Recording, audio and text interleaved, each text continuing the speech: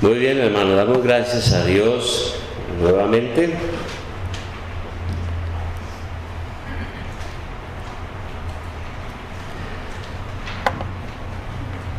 Y entraremos en esta parte. Hermanos, durante varios domingos nosotros hemos venido enseñando y predicando acerca de la naturaleza de la iglesia. Hemos venido hablando de los obispos, de los ancianos, de qué significa todo ello, hemos examinado la viabilidad de que nosotros aquí tengamos esa pluralidad de ancianos como estábamos viendo en la escuela dominical.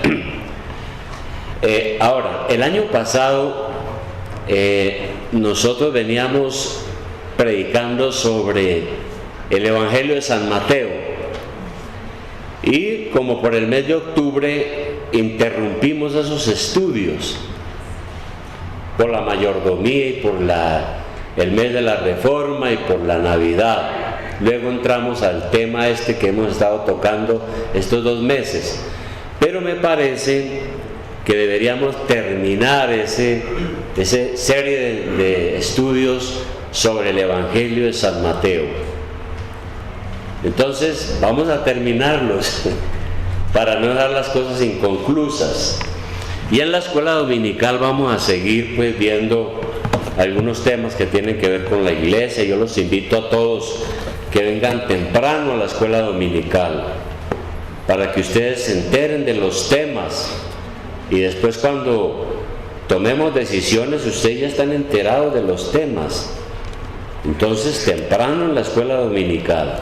Bien, de manera, hermanos, que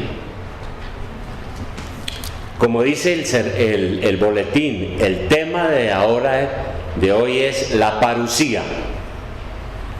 ¿Usted ha oído esa palabra alguna vez? Yo creo que sí. Parusía. ¿Qué significa parusía? ¿Qué significa parusía? En términos teológicos significa llegada o venida. ¿De quién? Del Señor Jesucristo. Y realmente, hermanos, cuando yo estaba pensando en este sermón, es lo que uno lee aquí en el Evangelio de San Mateo es algo de fe. Y cuando estábamos cantando hace rato y hablando de que el Señor viene y todas esas cosas, yo decía, pues hasta dónde nosotros pensamos en eso, ¿no? Si el Señor Jesucristo resucitó de los muertos, si está vivo, si ascendió a los cielos, como lo dice aquí Hechos de los Apóstoles, pues eso, si seguimos con confianza y con seguridad en esa doctrina, la promesa de que Él va a volver es cierta, ¿no? Va a volver en la parusía, que significa llegada. Ahora, esa parusía, esa venida del Señor Jesucristo, como nosotros los cristianos lo creemos, porque hay muchos que no lo creen, tiene algunos elementos. ¿A qué viene el Señor? Primero, viene a ejecutar un juicio. De manera que lo primero que uno encuentra aquí en el pasaje de hoy que vamos a ver es que el Señor viene para ejecutar un juicio. Y el juicio nosotros sabemos que es el castigo por el pecado. El juicio de Dios es un castigo por rechazar a Dios. Cuando uno rechaza a Dios no le va bien. Cuando los pueblos rechazan a Dios no les va bien. Y eso es el juicio, es el castigo por rechazar a Dios. Ahora, Hace unos días yo estaba hablando con unos pastores examinando, por ejemplo, el asunto de Venezuela. ¿Y qué es lo que pasa ahí? Dios es soberano, Dios todo lo puede, Dios puede hacer muchas cosas, pero ¿qué está pasando ahí? Y un pastor dijo que lo que está pasando en ese país y otros países es el juicio de Dios, el castigo de Dios por el pecado y por rechazarlo a Él. Ahora, cuando usted lee el Antiguo Testamento, espero que todos lo hayamos leído, puede ver que Dios, para solucionar el problema del pecado, escogió a un hombre que se llamaba Abraham. Cuando Dios decidió ya salvar al hombre y ejecutar su plan salvador, escoge a un hombre, Abraham. A partir de Abraham forma un pueblo, una nación que se llama Israel. Ese pueblo llegó a ser el pueblo predilecto de Dios, el pueblo amado, el pueblo querido por Dios entre todas las naciones, el pueblo escogido. Pero ese pueblo tenía deberes y responsabilidades.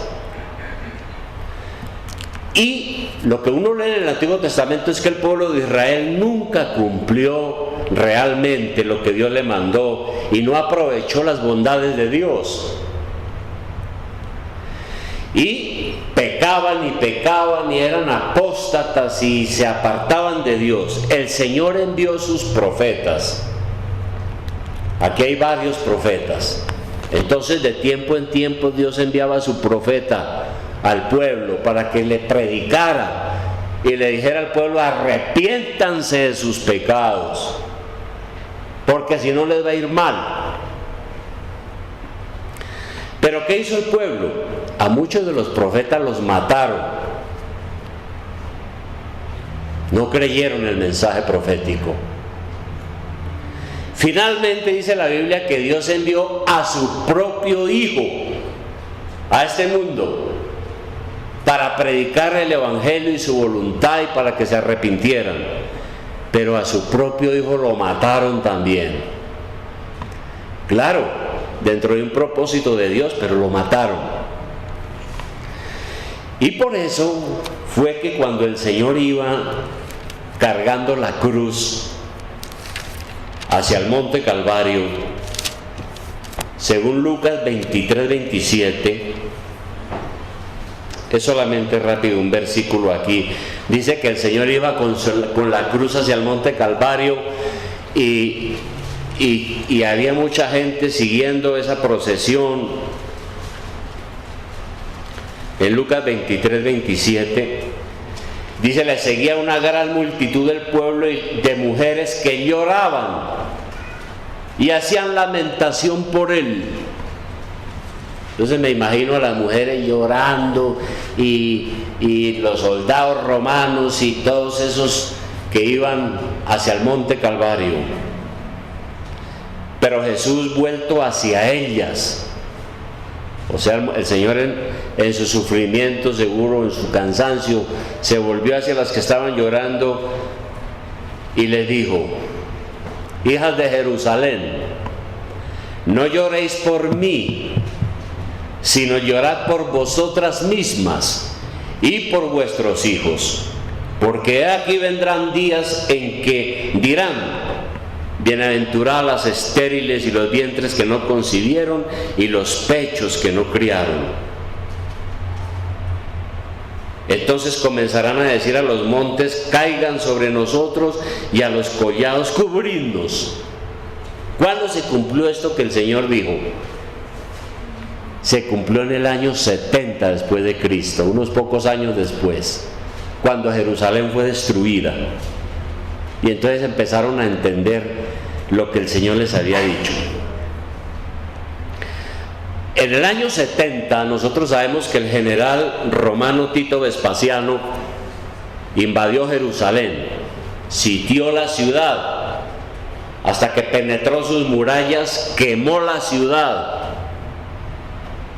Hubo una masacre terrible A los pocos se los llevaron presos y a partir de ese momento Israel, la nación, que había sido la nación querida de Dios, fue dispersa sobre la faz de la tierra hasta hoy.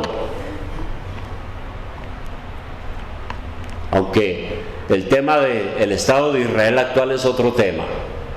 Pero este pueblo al que Dios le había prometido sus bendiciones fue arrasado y esparcido sobre la faz de la tierra en el año 70 después de Cristo.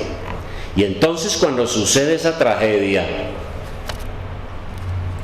ahí se cumplieron lo que el Señor siempre le había dicho al pueblo: tengan fe, no crean que yo les estoy hablando un poco de mentiras. Vivan bien, arrepiéntanse, porque si no el juicio de Dios va a venir. Y eso lo empezó a decir Dios desde muy temprano en la historia de ese pueblo. Por ejemplo, en Levítico capítulo 26. Vamos a mirar el libro de Levítico. Está al comienzo de la Biblia, después de Génesis y Éxodo. Levítico capítulo 26. La nación de Israel está formándose realmente. Ya han sido liberados de la esclavitud de Egipto. Y entonces Dios organiza cómo va a ser la adoración a su nombre. Pero en Levítico 26:14 el Señor le dice algo al pueblo que repite, y estamos hablando de muchos siglos atrás. El Señor dijo al pueblo: pero si me oyereis, Levítico 26:14,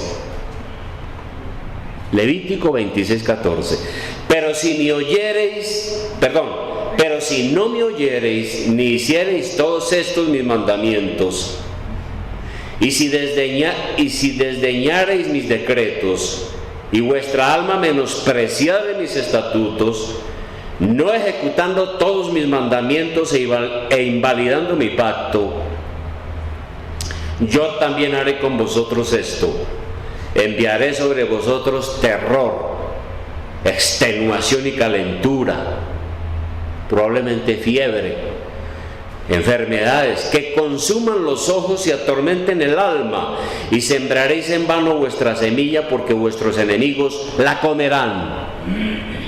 Porque los pueblos llegaban, invadían y acababan con las cosechas, y el pueblo sufría hambruna.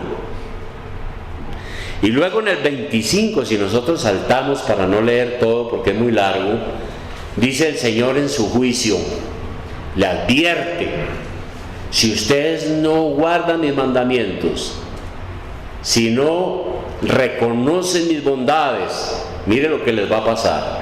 En el 25 entonces les dice: traeré sobre vosotros espada vengadora en vindicación del pacto, y si buscareis refugio en vuestras ciudades, yo enviaré pestilencia entre vosotros, y seréis entregados en mano del enemigo. Y en el 31, abajo: haré desiertas vuestras ciudades y asolaré vuestros santuarios, y no oleré la fragancia de vuestro suave perfume. Asolaré también la tierra, y se pasmarán por ello vuestros enemigos que en ella moren. Y a vosotros os esparciré entre las naciones, y desenvainaré espada en pos de vosotros, y vuestra tierra estará asolada y desiertas vuestras ciudades. Y en el 37: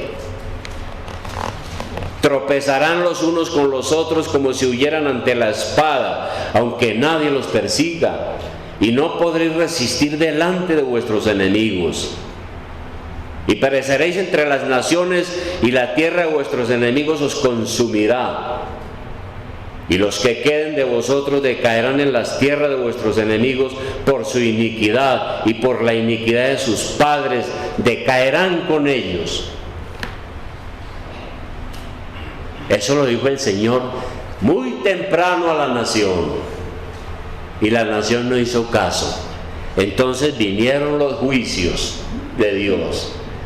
Nosotros sabemos que Jerusalén fue destruida mucho antes, con los asirios, el pueblo asirio, hasta que finalmente vino lo más terrible de todo, que fue la destrucción definitiva de Jerusalén, con su consecuente dispersión en el año 70 después de Cristo, que fue de lo que habló el Señor. Entonces se cumplió también lo registrado en Mateo 24:17. Vamos a mirar Mateo 24:17, porque es el contexto en el que estamos hoy. En Mateo 24, versículo 17. Ahora, cuando uno lee el capítulo 24 de Mateo, usted encuentra allí un subtítulo: señales antes del fin.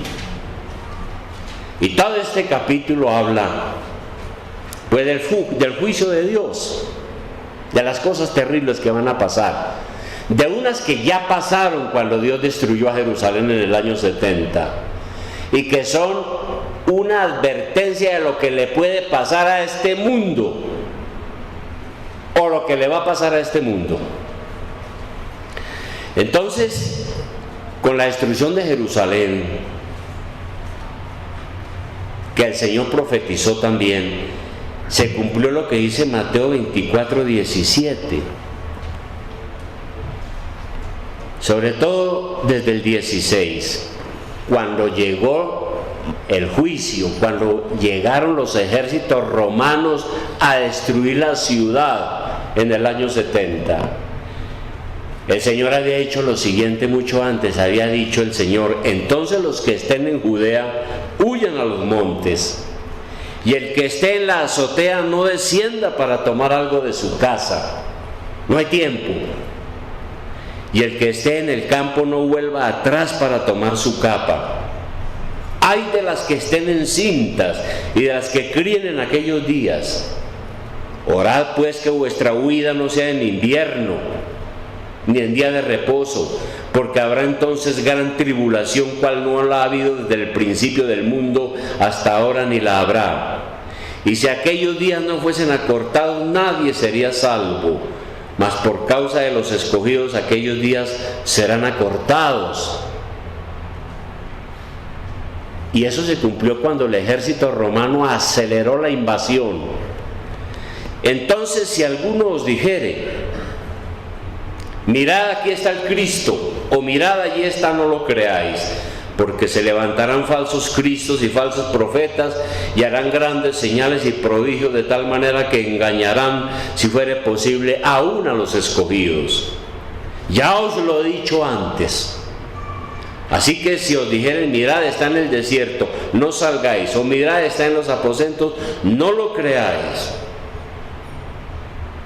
Porque como el relámpago que sale del oriente y se muestra hasta el occidente, así será también la venida del Hijo del Hombre. Y aquí entonces el Señor ya está hablando del fin, del último día.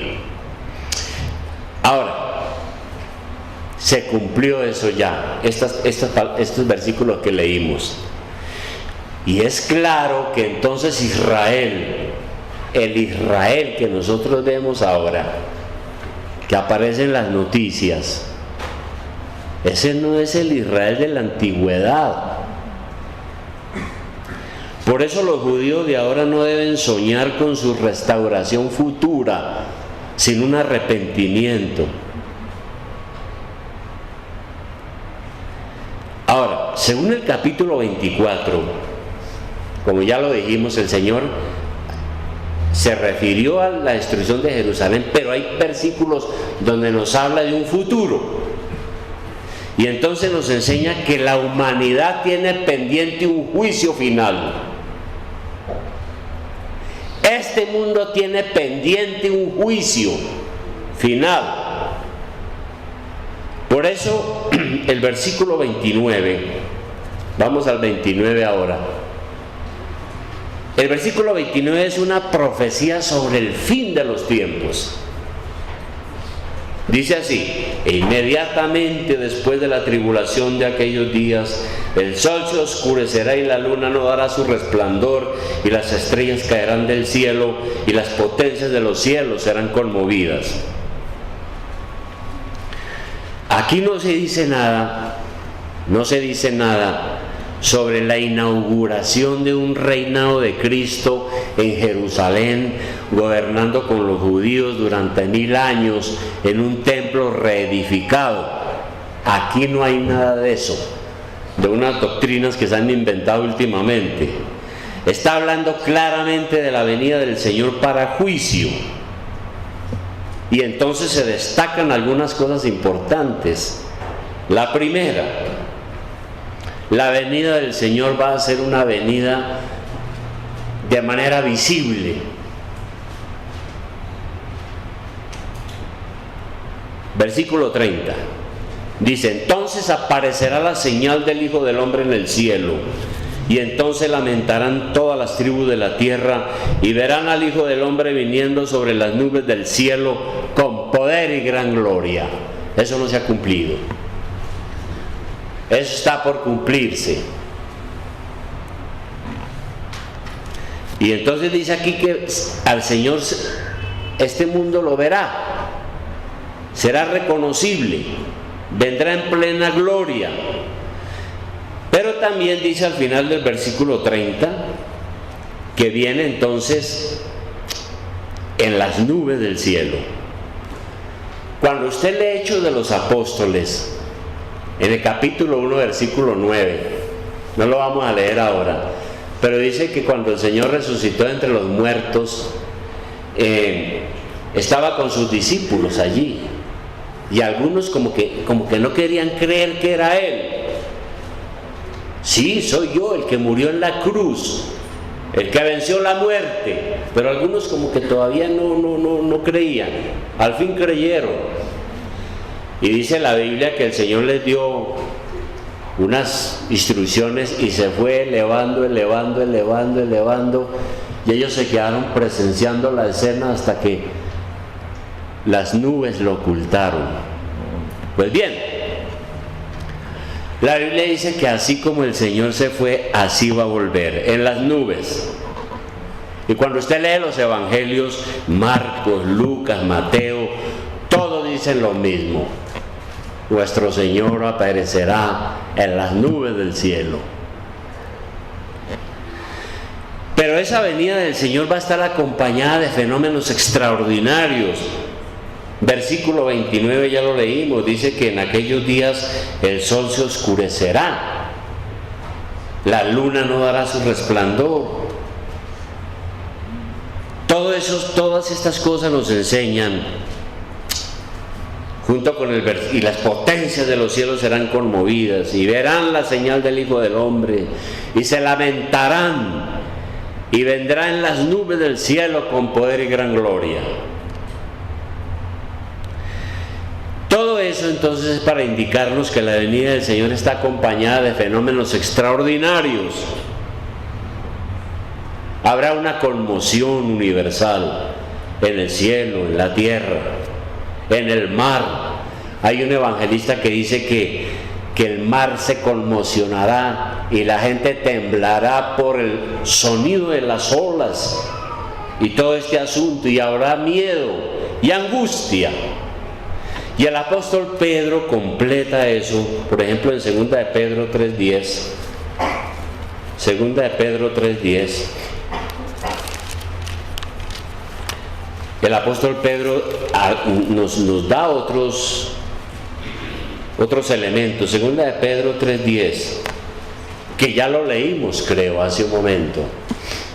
Y el apóstol Pedro escribió esto para desterrar la incredulidad tan terrible que había en ese entonces, como la hay hoy. Porque hoy en día uno se pone a hablarle de esto a la gente, y la gente dice que nosotros los cristianos estamos creyendo en unas cosas que son imposibles. Y por eso fue que Pedro dijo: pero el día del Señor vendrá como ladrón en la noche, en el cual los cielos pasarán con gran estruendo, y los elementos ardiendo serán deshechos, y la tierra y las obras que en ella hay serán quemadas. Puesto que todas estas cosas han de ser deshechas, ¿cómo no habremos de vivir de una manera santa y piadosa, esperando y apresurándonos para la venida del día de Dios, en el cual los cielos encendiéndose serán deshechos y los elementos siendo quemados se fundirán? Pero nosotros esperamos, según sus promesas, cielos nuevos y tierra nueva sobre los cuales mora la justicia. Entonces, hermanos, estos son los detalles que nos da la Biblia, no hay más. Y entonces viene el último punto. Primero, en el versículo 31, volviendo a Mateo 24, en el versículo 31 dice que cuando suceda eso, dice el 31 del capítulo 24 de Mateo, enviará sus ángeles con gran voz de trompeta y juntará a sus escogidos de los cuatro vientos desde un extremo del cielo hasta el otro.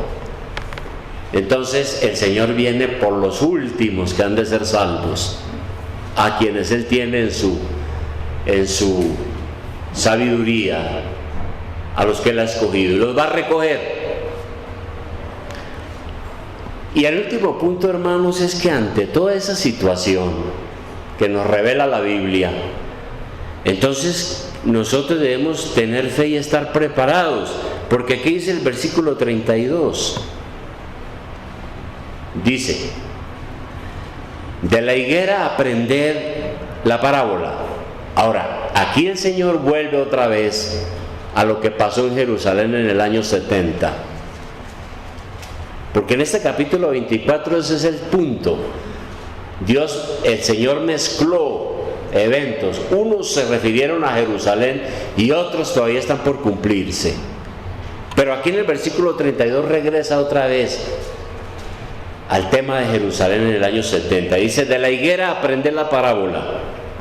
Cuando ya su rama está tierna y brotan las hojas, sabéis que el verano está cerca. Así también vosotros, cuando veáis todas estas cosas, conoced que está cerca las puertas. De cierto os digo que no pasará esta generación hasta que todo esto acontezca.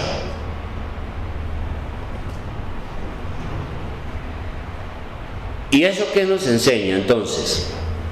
Que todos deberían estar atentos a las señales. Y el Señor usa la figura de la higuera, el árbol de la higuera que era muy conocido en Jerusalén. Y le dice a ellos: entiendan que cuando brotan las hojas es porque viene el verano. Cuando ustedes empiezan a ver todo este movimiento difícil, no el del fin del mundo, sino lo que estaba atravesando Jerusalén en ese momento, la invasión, cuando la vean rodeada de ejércitos, deben saber que el juicio ha llegado. Y realmente todos los que estaban escuchando al Señor sobre esta profecía presenciarían ese juicio, como dice el versículo 34. No pasará esta generación hasta que todo esto pase. Y el tiempo de la destrucción de Jerusalén en el año 70 coincidió con el fin de una generación corrupta y pecadora, la cual tuvo que sufrir la miseria, la agonía, la angustia, el derramamiento de sangre, el exterminio, como realmente sucedió allá en Jerusalén. Entonces, todo lo que el Señor dijo se cumplió. El Señor le había dicho a los judíos: mire, el cielo y la tierra pasarán, pero mis palabras no pasarán. Y lo mismo sigue diciéndonos el Señor hoy: el cielo y la tierra pasarán, pero mis palabras no pasarán. Por eso en el versículo 36 el Señor entonces añade algo muy importante: pero el día y la hora nadie la sabe, ni aun los ángeles de los cielos, solo mi Padre. Eso es importante tenerlo en cuenta. La Biblia nos está hablando que hay un juicio que viene, que este mundo como lo conocemos va a ser destruido, va a ser quemado, que tenemos que estar preparados, pero que el día y la hora nadie la sabe. Y entonces aquí el Señor se está refiriendo al fin del mundo, y aquí se debe tener cuidado, porque a través de la historia de la iglesia, de tiempo en tiempo han aparecido sectas fanáticas que han predicho el día y la hora, y han fracasado. Por ejemplo, cuando uno lee historia de la iglesia, uno sabe que durante la Reforma, en el año 1526, en Münster, Alemania, hubo un grupo conocido como los anabaptistas radicales. Los anabaptistas radicales predijeron la venida del Señor y pusieron una fecha. Y toda la gente vendió sus fincas, sus casas, se preparó y no llegó. Y fue un fiasco terrible, y después andaban buscando al profeta para matarlo. Bueno, otro ejemplo. Ustedes saben que los adventistas son una iglesia grande, ¿no? Adventistas. ¿Saben por qué se llaman adventistas? La palabra adventista viene de advenimiento, venida. Ellos enfatizan mucho la venida del Señor. Predican mucho estos sermones que yo estoy hablando hoy, pero a veces se les pasa la mano. Son muy extremistas. Resulta que el fundador de los adventistas era un señor que se llamaba William Miller, y en el año de 1832 él llegó a la conclusión de que en el año de 1844, el 22 de octubre, se acabaría el mundo. De manera que cuando se acercaba la fecha del 22 de octubre, la gente se volvió casi loca, casi histérica. Unos se emborrachaban, otros confesaban sus pecados, otros corrían de un lugar para otro. Todos estaban expectantes, esperando ese terrible juicio que llegaría. Otros se suicidaron. Pero resulta que llegó el 22 de octubre y nada pasó. Todo fue un gran chasco, porque el día y la hora nadie la sabe. Los testigos de Jehová, ellos han predicho muchas veces el fin del mundo. Por ejemplo, el fundador de los testigos de Jehová en el año de 1874 predijo que en el año 1874 se acabaría el mundo y Cristo vendría. Llegó la fecha y no pasó nada. Entonces dijo, no, es que todavía no es en el año de 1914, ahí sí va a ser el fin del mundo. Llegó 1914 y tampoco pasó nada. Y cuando le preguntaron al falso profeta por qué había puesto esas fechas, él dijo, no, lo que pasa es que ustedes me interpretaron mal. Y luego la espiritualizó. Entonces fíjese usted, hermano, el día y la hora nadie la sabe. Pero es verdad. Es la palabra del Señor lo que le ha dicho. La ha dicho. Entonces, para nosotros es suficiente saber que Cristo viene. ¿Cuándo? No lo sabemos.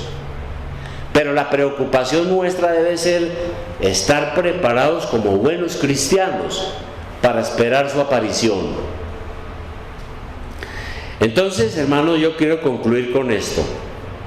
Han existido y aún existen teorías especulativas sobre el fin del mundo.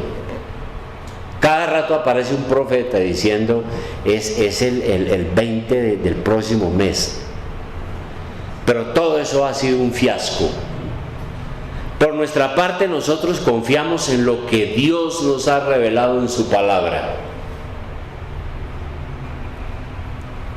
Realmente toda la humanidad está en espera del juicio final. Jesús dijo, cielo y tierra pasarán, pero mis palabras no pasarán. Y mientras tanto, ¿nosotros qué? Nosotros tenemos que seguir las instrucciones que dejó el apóstol San Pablo en 1 de Tesalonicenses 5. Carta del apóstol San Pablo, 1 de Tesalonicenses 5. Primera de Tesalonicenses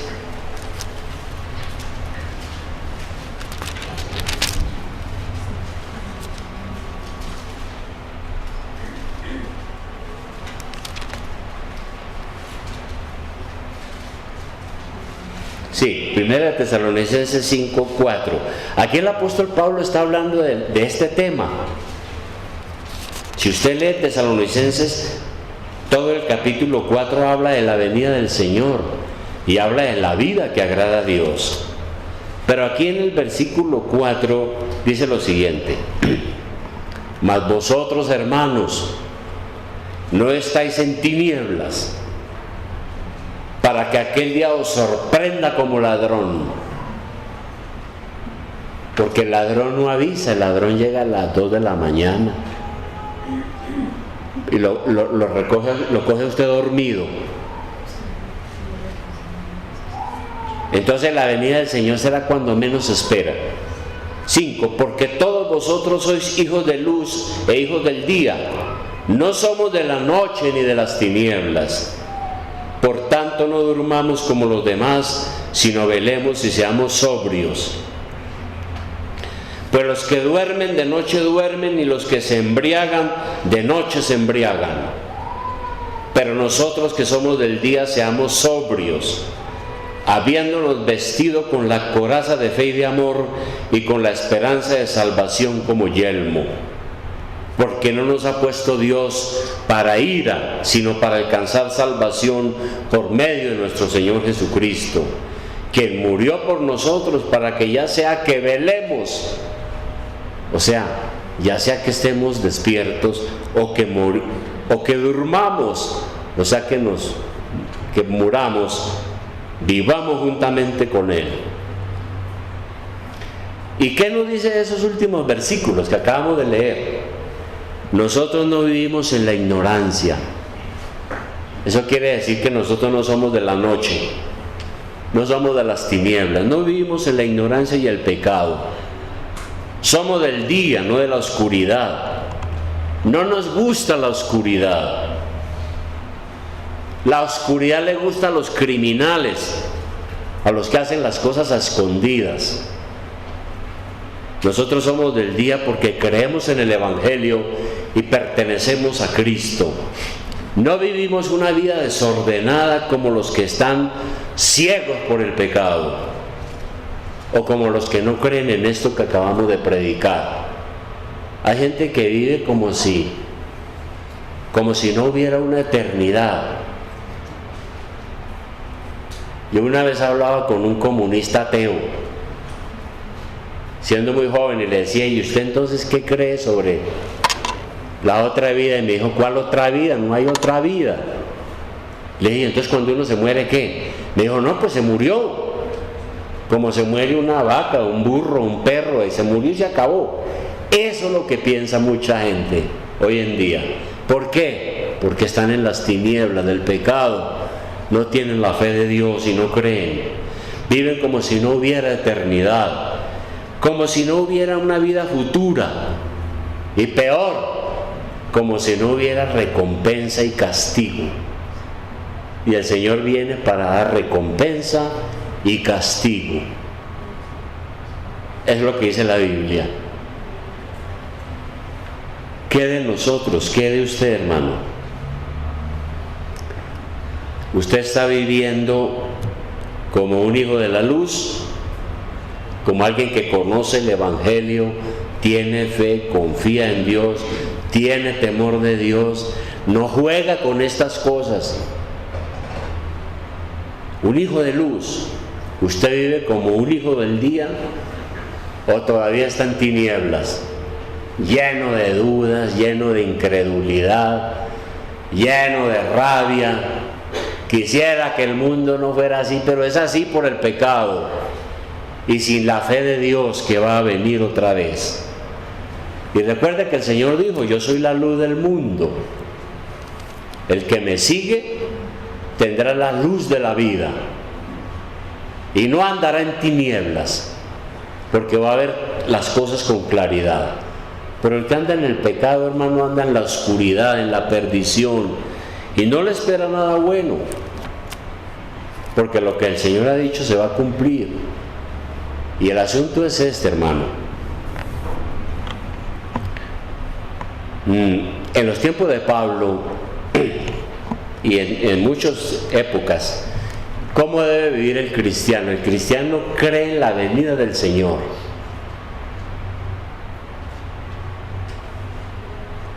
Este mundo va a ser destruido, hermanos. Va a ser quemado. ¿Cuándo? No sabemos. Pero lo que ha dicho Dios se va a cumplir. Entonces, ¿yo qué debo de hacer como cristiano? Yo creo en el Señor, porque Él va a venir, porque se levantó de los muertos, está en su reino de gloria, preparando un lugar para nosotros. Va a venir. Vivo una vida que le agrade a Él. Puede que no alcance a ver esto, como muchos no lo han visto. Puede que el Señor nos recoja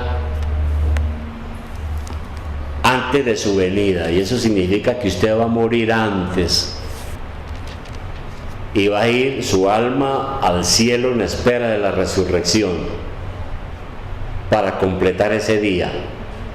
No lo sabemos. Entonces, por eso Pablo decía: sea que yo esté despierto o sea que esté muerto, soy de Cristo, pertenezco a Cristo, soy del Señor. Esa es la gran fe que tenemos que tener y confiar y vivir una vida que agrade a Dios, como hijos de luz, como hijos del día. Usted es hijo de luz, hijo del día. Vamos a orar.